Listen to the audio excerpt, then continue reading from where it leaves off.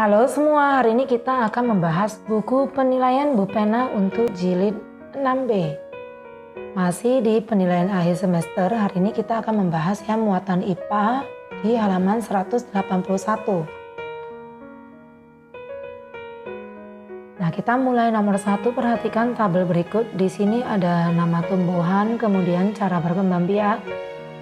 Di sini ada pisang, stroberi, bawang putih, kentang, lengkuas. Kemudian di sini ada geragi, tunas, umbi batang, akar tinggal, dan umbi lapis. Nah, pasangan tumbuhan dengan cara perkembangbiakannya yang benar adalah jawabannya C, yaitu 1B pisang dengan tunas, kemudian 2A stroberi dengan geragi, 3E bawang putih dengan umbi lapis, 4C kentang dengan umbi batang, dan 5D lengkuas dengan akar tinggal.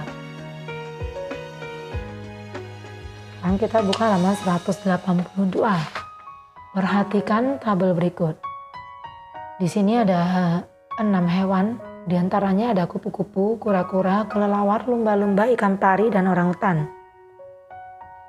Nah, hewan yang berkembang biak secara vivipar atau melahirkan adalah nomor.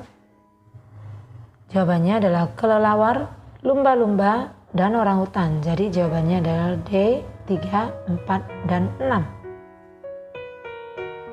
Nomor 3, cara pelestarian in situ pada orangutan dilakukan dengan cara menjadikan habitat orangutan menjadi hutan lindung. Kemudian nomor 4, kelompokkan tumbuhan-tumbuhan berikut berdasarkan cara perkembangbiakannya. Di sini ada tumbuhan yaitu bawang merah, ubi jalar, rumput teki, kunyit, lumut, bambu, pisang, jahe, paku sarang burung, dan cocor bebek. Nah, kita mulai yang A yang berkembang biak dengan tunas.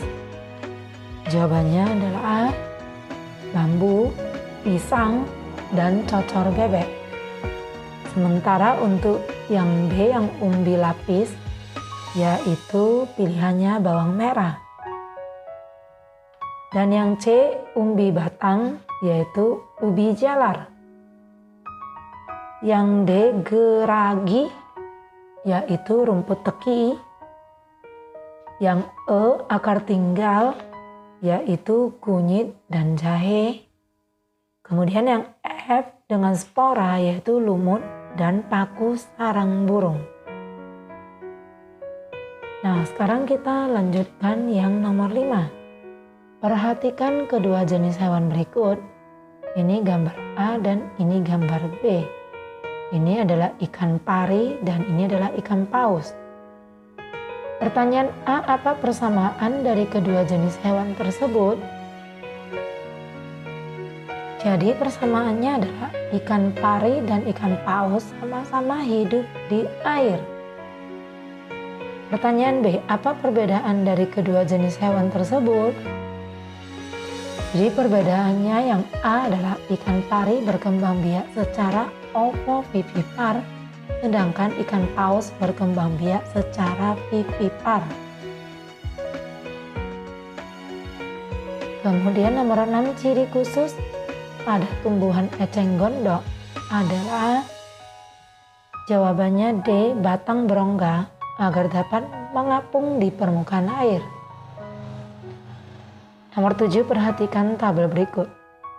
Di sini ada sapi, harimau, bebek, ayam, elang. Di sini ada cara adaptasi, susunan gigi taring yang sangat tajam, kemudian kaki yang memiliki selaput di antara jari, dan paruh, kuku, runcing, dan melengkung tajam. Nah, pasangan yang tepat antara nama hewan dan cara adaptasinya yaitu C, 2A harimau, yaitu susunan gigi taring yang sangat tajam. Kemudian 3B bebek, memiliki kaki yang memiliki selaput di antara jari.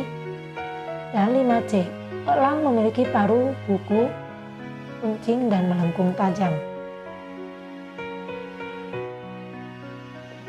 Kita lanjutkan nomor 8. Terenggiling memiliki penutup tubuh berupa sisik tebal dan keras yang berfungsi untuk Jawabannya melindungi diri dari predator. Nomor 9, apa tujuan tumbuhan kaktus mengubah daunnya seperti duri? Jawabannya untuk mengurangi penguapan. Nomor 10, tuliskan bentuk adaptasi dari hewan-hewan berikut untuk menghindari pemangsa. Kita mulai dari yang A, bunglon.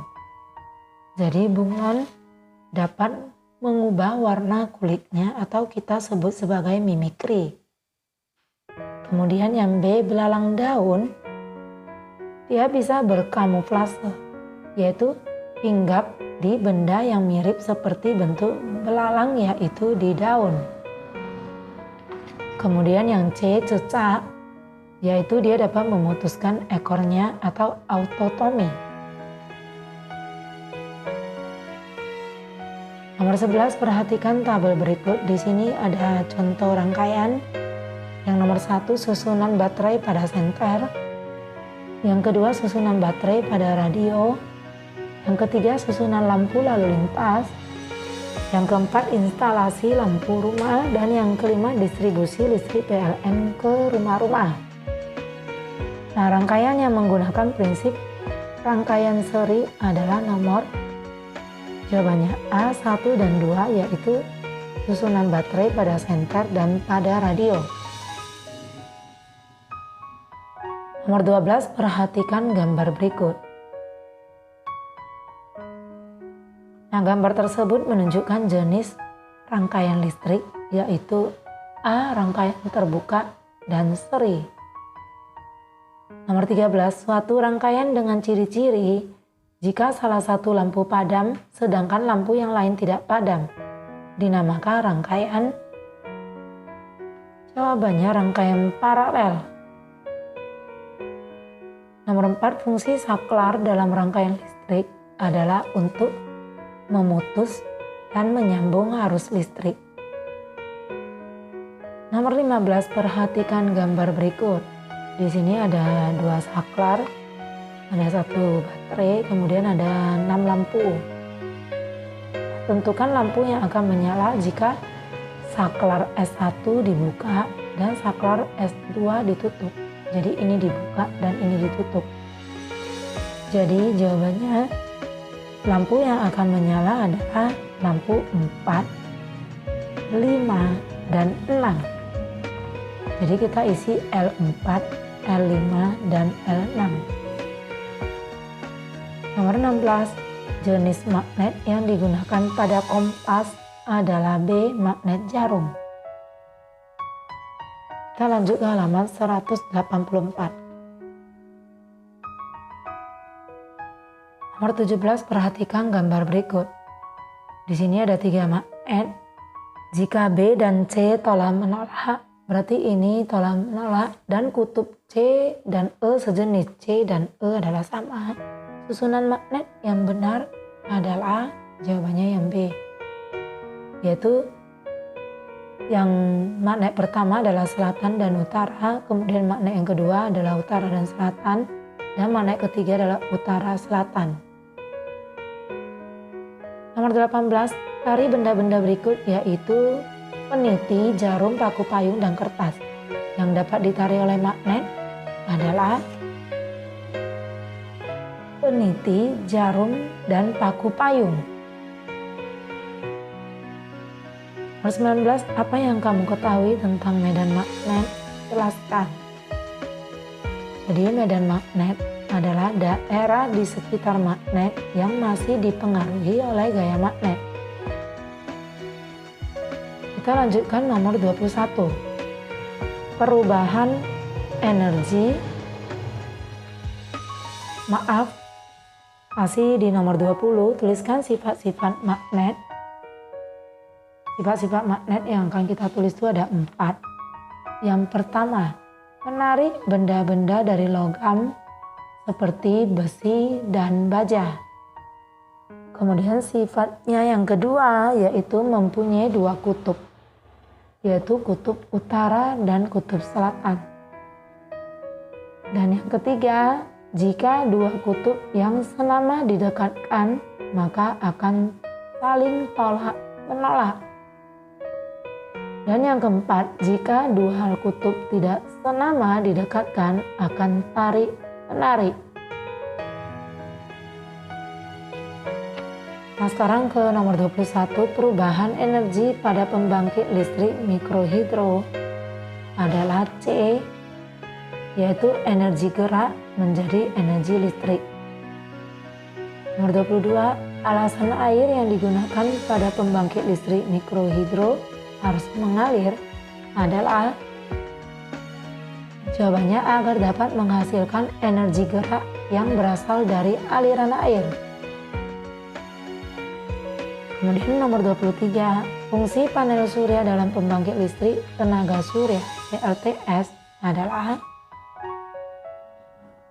sebagai alat untuk mengubah energi matahari menjadi energi listrik. Nomor 24, bagaimana listrik yang berasal dari pembangkit listrik dapat mencapai ke rumah-rumah? Jelaskan.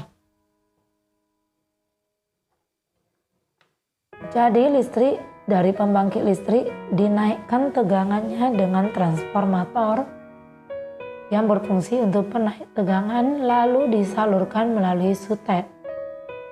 Setelah itu listrik masuk ke transformator yang berfungsi untuk penurun tegangan, lalu ke jaringan distribusi untuk dialirkan ke rumah-rumah.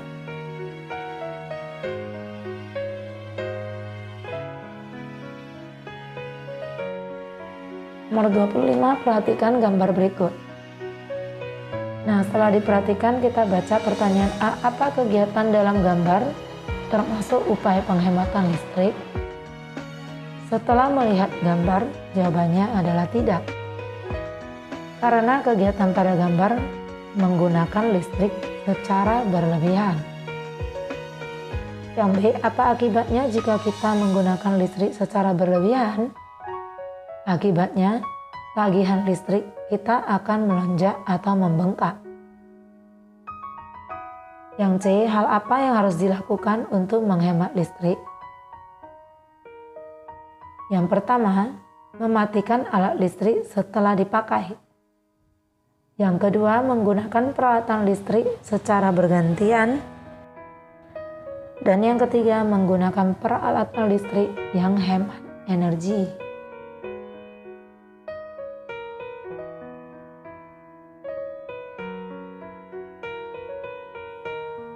Nah, demikian video pembahasan untuk hari ini. Nantikan video pembahasan berikutnya.